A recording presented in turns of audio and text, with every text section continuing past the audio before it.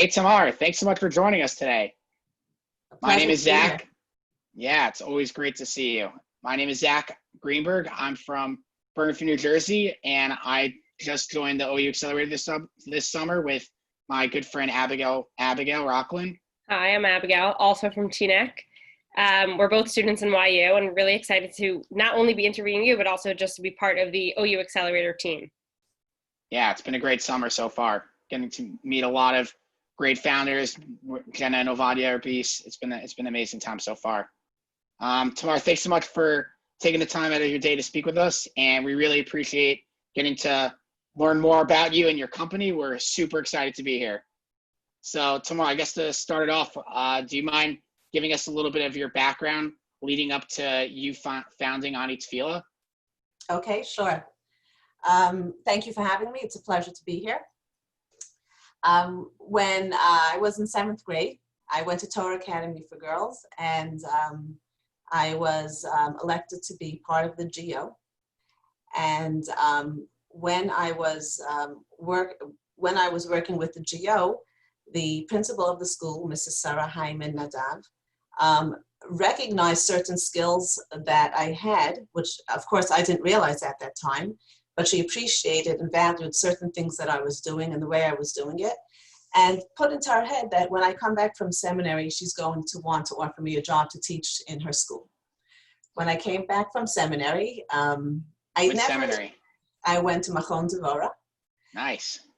Yeah. Where is that in Yerushalayim? It's in Beit Vegan, yes. It was in Wow. Beit Vegan. Non-existent today. But when I came back, I figured I would want to teach. I wasn't 100% sure. And then Mrs. Hyman offered me a position teaching 2nd grade. And I said, look, why not? Let's give it a try. And I went into the classroom, and it was really love at first sight experience. It was fantastic, and I never left the classroom. Throughout my career in teaching and education, I went on. When I got married, I taught in Deal. I taught in B'Tzalel Hebrew Day School in Lakewood, New Jersey. I came back to Far Rockaway, and I taught in Halb for 10 years. I taught in Shalamis.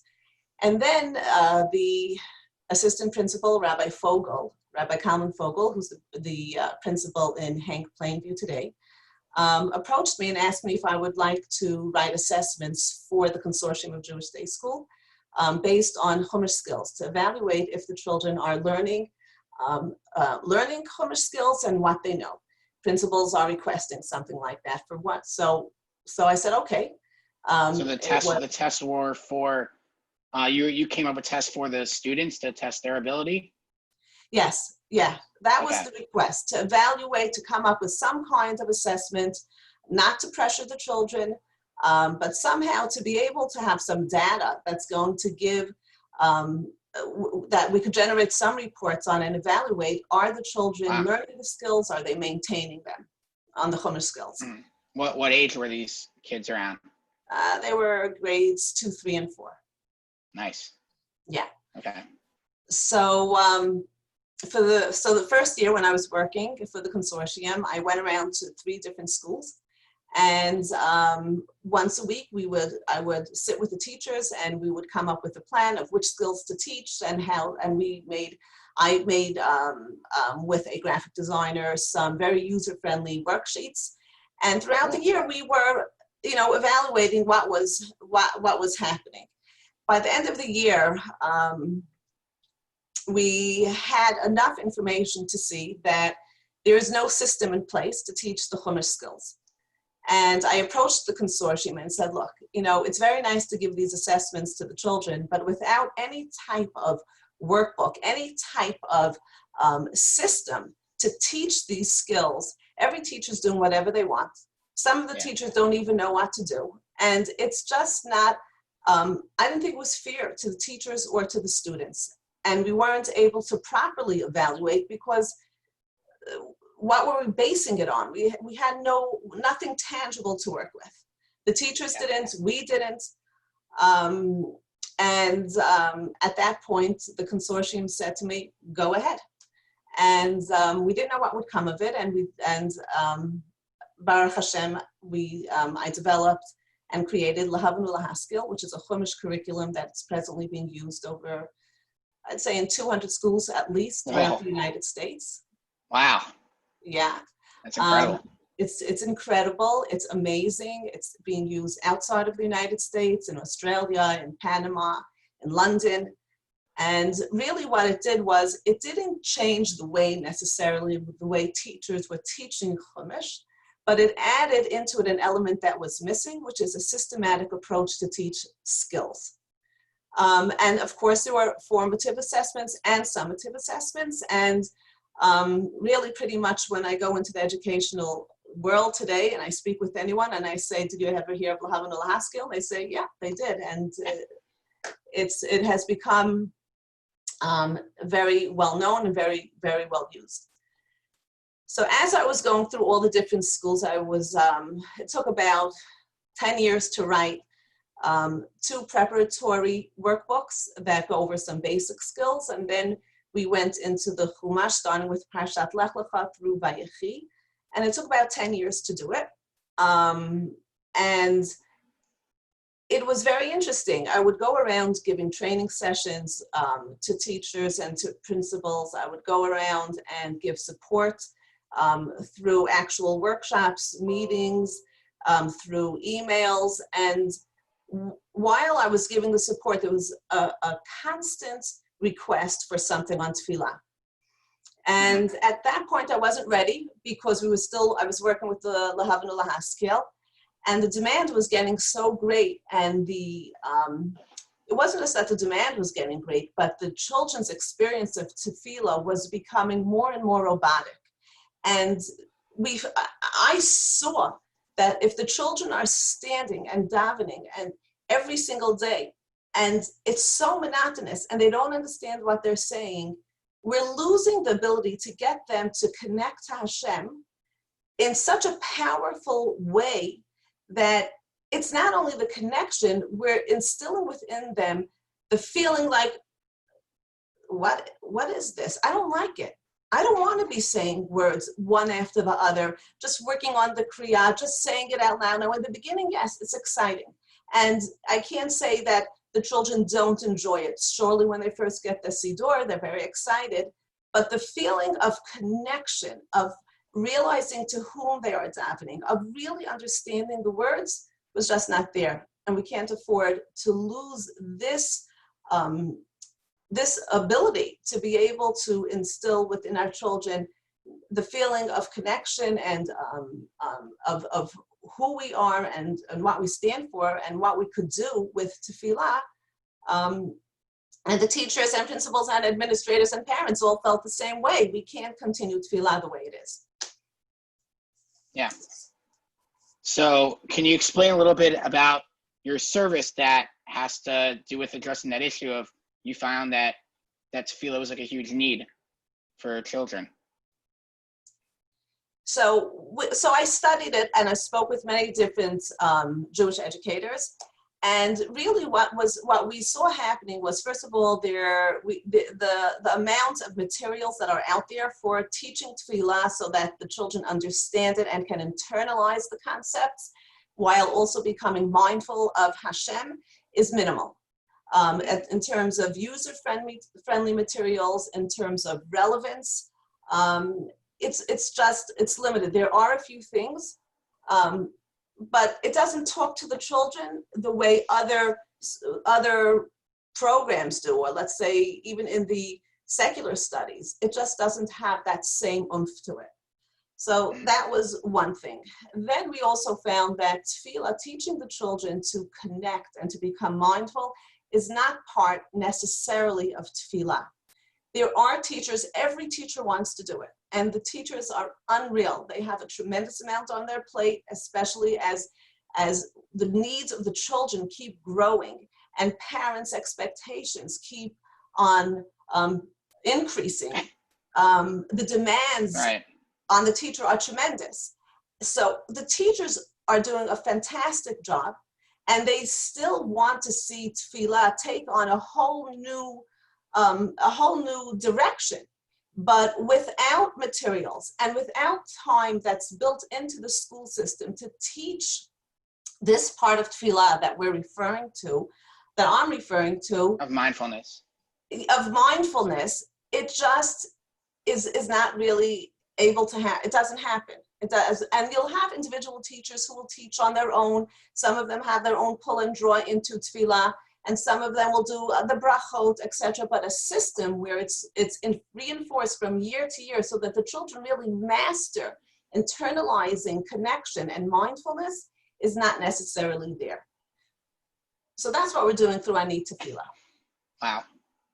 On top of what the teachers are doing, which is to teach the children some translation. There are teachers that do it, but definitely they're also teaching the Kriya. They're teaching them to point, to look in, to focus. We are aiming to teach our children to experience tefillah in a way that it will be meaningful and it will be a positive experience. And a lot of that is by us integrating mindfulness, developing that skill, which is a life skill too. And what we did was we developed a method. We call it Stop, Think, and Feel. Right. I remember you speaking to us about that. That's kind of like your mission statement. Correct. It's a fantastic mission. To stop means to remove distractions and to focus. In general, that's a very hard skill to have. Today, our ability to focus and our ability to remove distractions is quite difficult because if it's social media, whatever the case may be, we're always doing and looking and clicking and trying to, it's hard to focus. Tefillah means focus. It's hard to live in the moment. Absolutely. So one of the things is to stop and to learn how to remove distractions. That's one of the things that we do in the program. Then the next thing that we do is to think. We want to give the knowledge to the children. What could you be thinking about? While, of course, giving them the ability to say, well, how do you think, or what do you think about this? We need to give them the actual knowledge. What is the translation of the words? But once we give them that information, we have to go to the next level. We can't say, okay, now you stopped, you focused, and you're thinking, you know what the words mean. You could take children and they could spit back information to you, and you think that, they got 100 on the test, on the vocabulary test. They're doing great. Abigail always got that. Abigail. So what we want, though, is that we don't want spit back, and we don't just want the children saying these words by rote, even though it's in their heads and they know the translation. We want them now to feel. We want them to take those thoughts and we want them to connect it to their emotions so that they feel what they're saying. I spoke to somebody, he's in his 70s, he's a big mechanech, and I said, when you say the name of Hashem, what do you think? And he says, I think Hashem is the master of all, etc. And it was bullseye. He knew exactly what it meant. And then I said, well, what does that mean to you? And the person stared back and just had a blank face. He's 70 years old. How many times was he saying the word Hashem every single day? He's a mechanech. He was in the best of kollalim, and he went to the best of schools. And yet, when he's in his 70s, he still can't feel something when he says Hashem's name. It takes effort. But we have to right now, with our children, we have an opportunity where they're ready to absorb, they're a captive audience. If we could give to them the information and show them and teach them to feel and to experience the words that they're saying, they will experience tefillah in a positive way. And Amazing. it will transform them. How does Ani Tefillah, like, I know that I heard you mentioning before in our speaking beforehand that Ani Tefillah makes like videos and animations. Can you give some other, can you want to go into that and explain some other things that Ani Tefillah does to address that and make it possible for kids to stop, think, and feel? Sure. So what we do is we try to address all different types of children, all different types of learners, and different types of neshamot. There are children that love to sing, and that's going to talk to them and help them pray more effectively, and there are some children that like to write, put their thoughts down into words. There are some children that like to talk. There are some children that like to just watch. They're more visual. So we try to thought of different materials that will work for all our different types of learners, and we have a diary where the children can write their thoughts in a non-judgmental environment. It's a diary that teaches them to focus in on before whom they are praying and to be thankful for what they have, and then to put in a special request to Hashem or comment or to Hashem. We have videos, 2 different types of videos presently. We have wow videos, which are videos that show Niflaot HaBoreh, where we want the children to see the magnificence and the wonders of the world through creation, the things that they may not have necessarily seen in their lifetime, and say, wow, Hashem created and did all this? That's to whom I'm praying? And it should, usually we try to show it, we recommend to show it just before Tefillah starts. It takes 2 minutes or so, 3 minutes. And the children watch it and they have this awesome feeling about Hashem, and they transfer it over to their tefillot. Another type of video that we developed now during the corona, which maybe we could get into a little bit later. Yeah. These are the at-home videos that work in sync with one of our workbooks, one of our preparatory workbooks for Tefillah itself. And there are 14 adorable videos which focus in on giving over to the children what the power of tefillah is, what it's all about, what is tefillah and who wrote it, where it comes from. So that's an extremely visual experience, and the children for all age levels, interestingly enough, actually do internalize the messages. Yeah. It could be with like kids. I mean, a lot of kids grew up with like phones and screens, so it's probably a lot more relatable to them when they see like nice images versus like just like reading. Like I guess like reading's kind of not even like reading. Like now there's Kindles. Like everything's kind of screen related recently. Absolutely. I just had a mother. She emailed to me and she said that her 4-year-old, out of context, they saw a ladder in a book that they were reading and immediately connected it to the ladder of tefillah, which is spoken about in one of our videos. Yeah, a 4-year-old. Wow. Yeah. That's great. Yeah. Do you mind, can you share with us some of your early successes that you found with Ani Tefillah? Sure. So one of our early successes was being chosen by the OU Impact Accelerator to be recognized and acknowledged as a program that can really be a game changer in the field of Jewish education. Just the recognition and the support that we are receiving from the OU is indescribable and very much appreciated. Another, some of our other successes it was when different schools purchased the program and sent us the feedback and based on the experiences that the children are having from using the different materials. It is fascinating. The comments the children are saying show depth. It shows interest and care, and it shows growth. So that has been tremendously exciting and another some of our successes. Yeah, feedback's always important. Abigail, yeah, I have a question. Where you are right now, what do you see happening in the next 5 years with Ani Tefillah? Like what do you strive for? Okay, so we're striving that every school will be using the Ani Tefillah materials so that there will be a change in the way children are experiencing tefillah. It's a work in progress. It takes time to understand the program. It takes time for change to take place.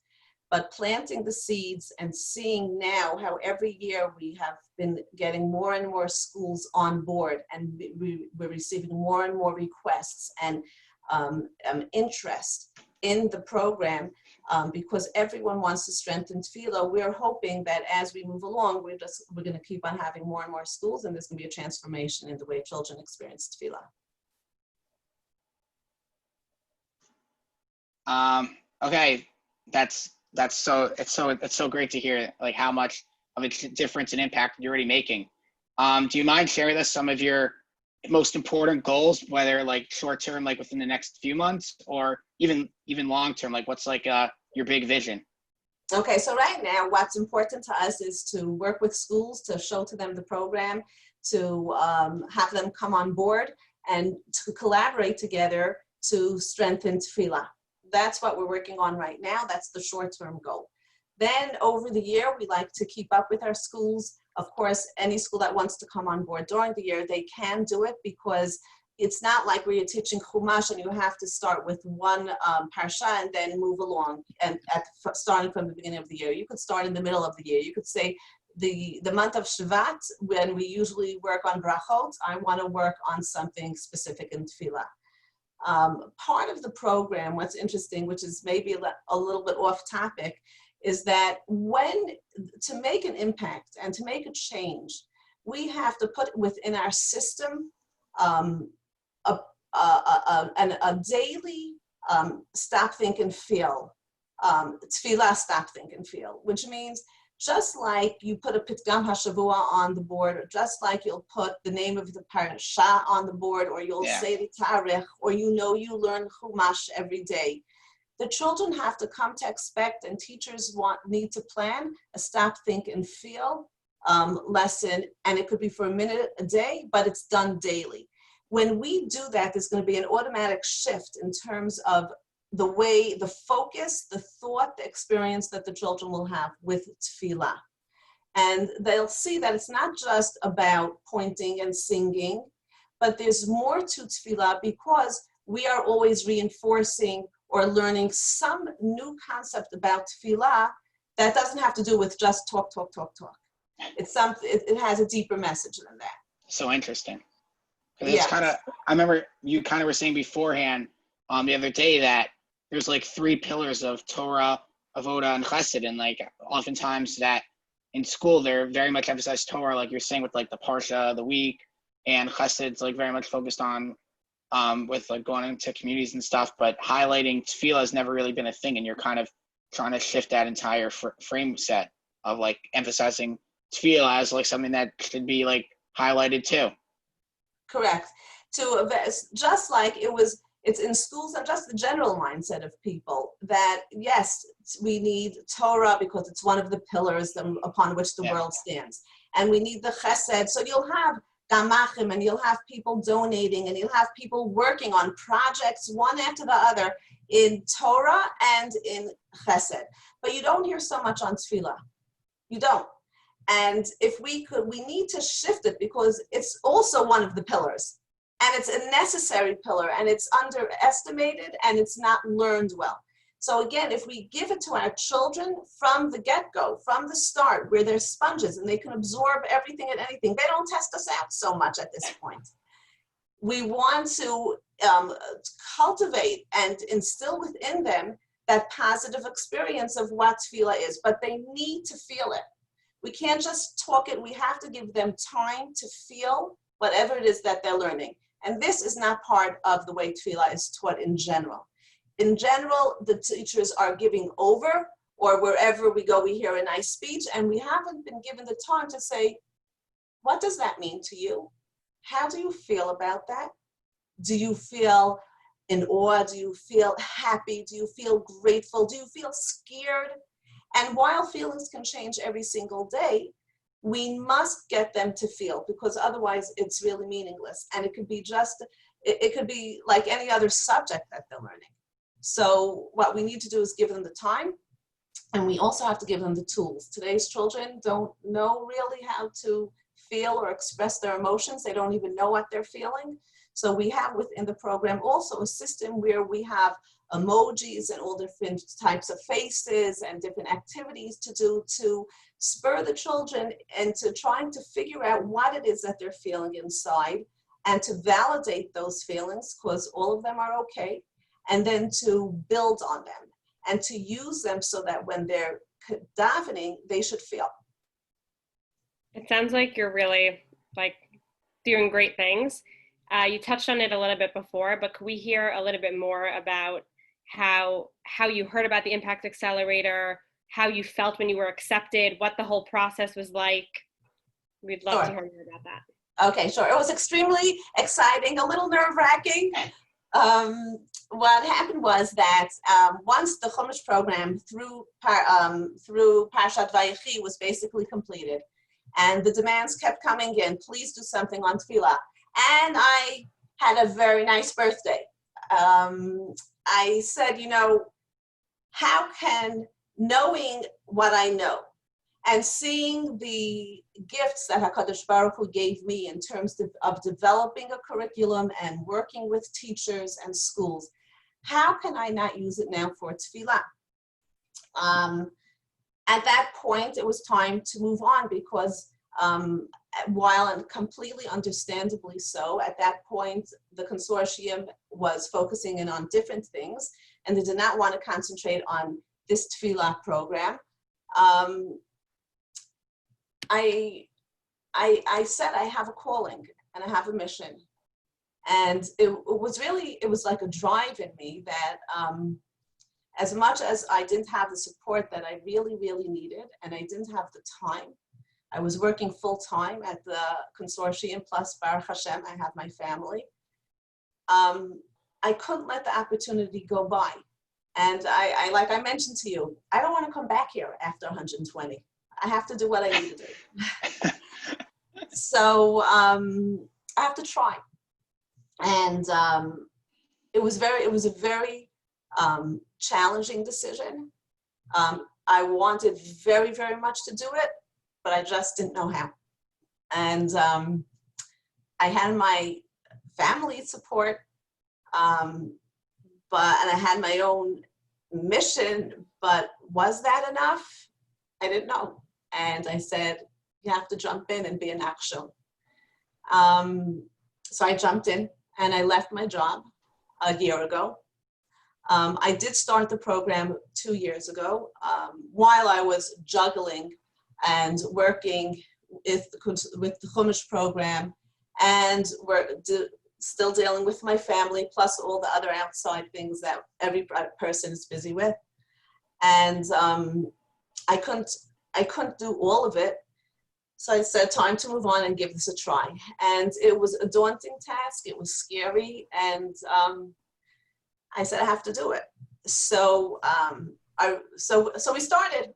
And my husband and I remember noticing in one of the magazines, I don't know if it was Mishpacha or Ami, that the OU Impact Accelerator, it was the first year and they had announced the winners. And my husband and I looked at it and said, let's try to apply.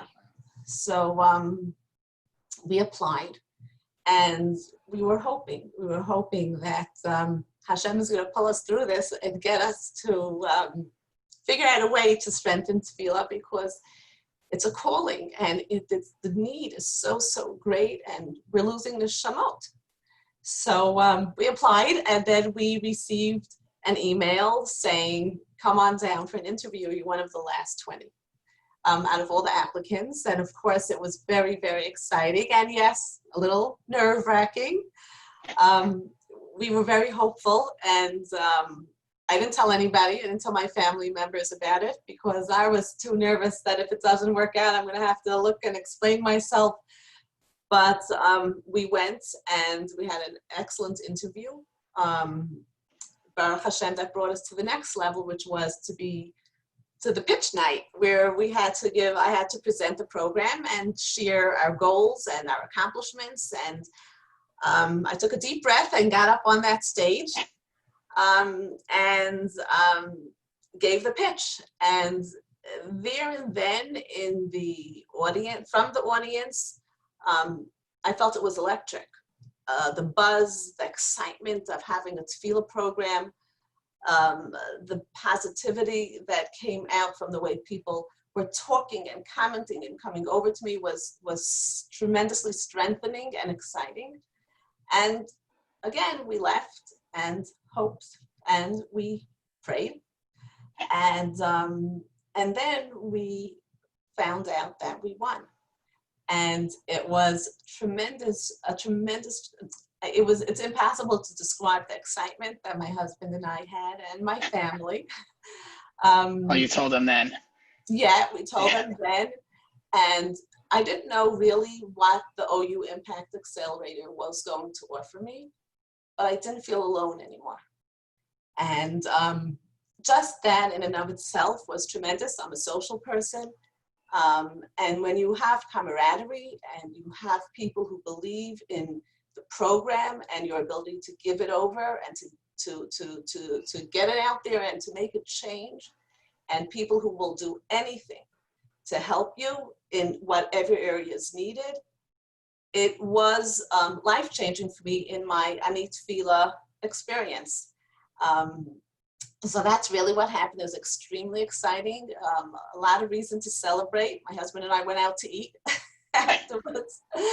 And it's been an experience that really is beyond all of my expectations in every area.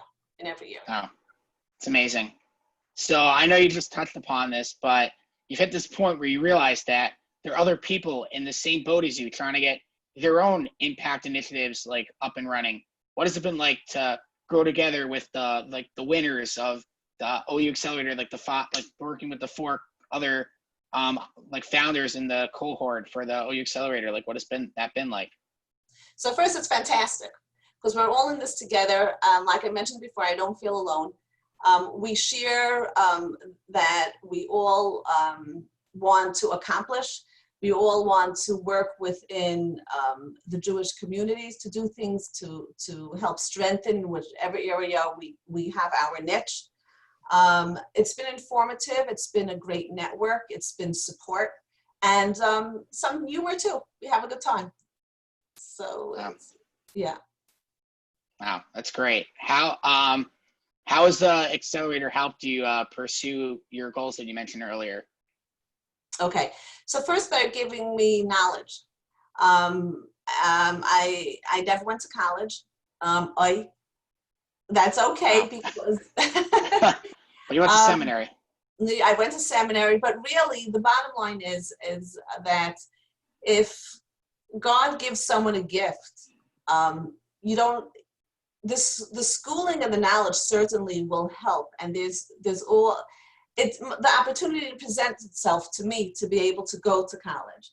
So in terms of understanding how to run a business, understanding how to plan, how to market, how to have a vision and mission, these are all things that I knew, but I couldn't really articulate, and it needed a lot of fine-tuning. I do think I have a good business head. My father was a terrific businessman, but without that know-how of having the sessions, the workshops, the networking, the review, the assignments, and every single person who's presenting a workshop is available to talk to email with, and I've done it. It just wouldn't be the same. I'm learning a tremendous amount.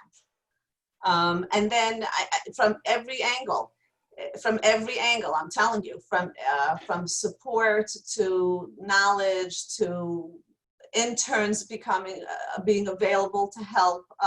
The OU's there. The OU's there for Ani Tefillah. And it gives me tremendous satisfaction to know and encouragement to keep going. What would you say has been the most transformative idea that you sort of didn't even know you had to think about, and now through this education process of the Impact Accelerator, you say, wow? Okay, so I'm still in the transformation stage because it's still happening, but I can tell you like this. I knew my mission and I knew my vision.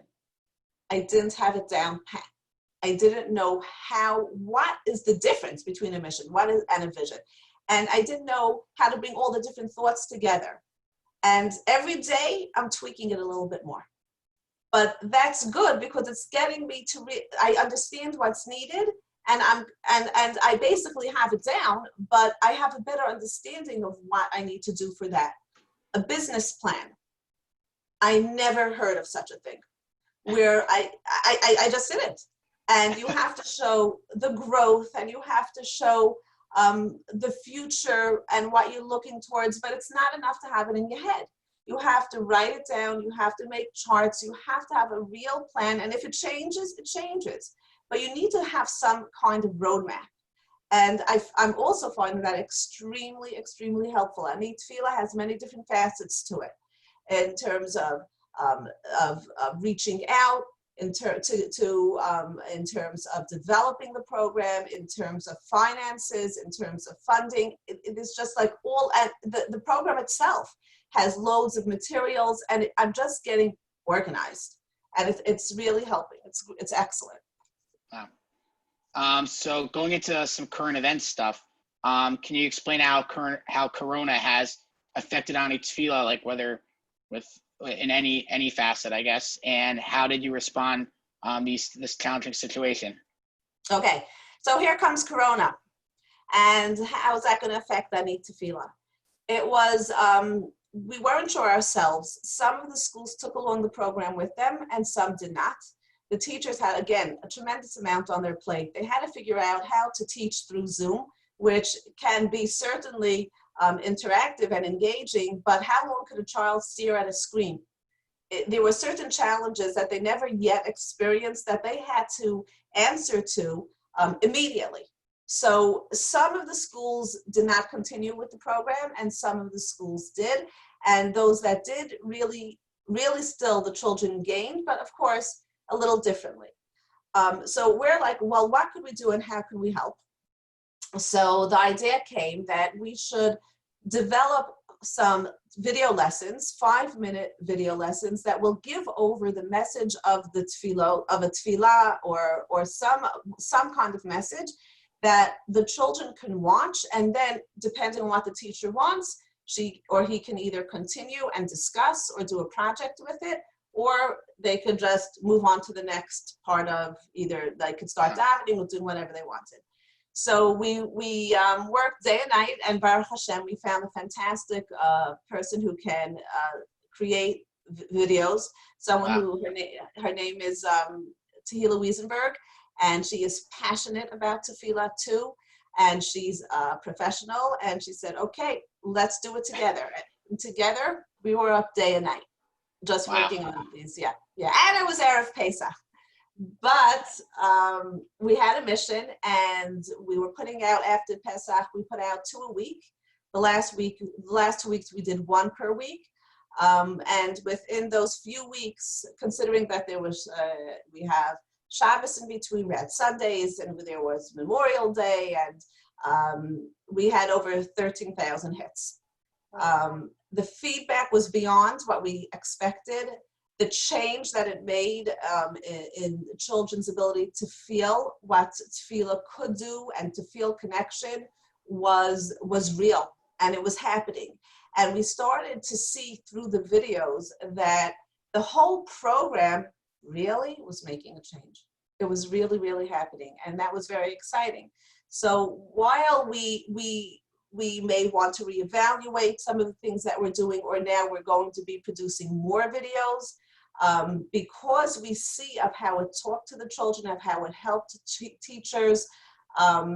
We're working on that right now. But it was a very exciting project to work on. Not that we expected it to happen, and I just absolutely loved doing it because I was teaching again, and I felt like I'm in the classroom. I feel like it's not a coincidence in my head that you were the one that you're working on this video Erev Pesach, and I feel like Pesach is like the epitome of like what your company is what Ani Tefillah is all about, where with the Seder, that all the kids like are interacting and like stopping and to talk about the story and discussing and acting it out. Like I feel like it's a lot of parallels between like what your mission is and what Pesach's all about. It's true. Yeah. I have to say that I thoroughly enjoyed this interview. It, like, you really hit me. It was great to hear. I would say as a final question, what would you say is your proudest moment?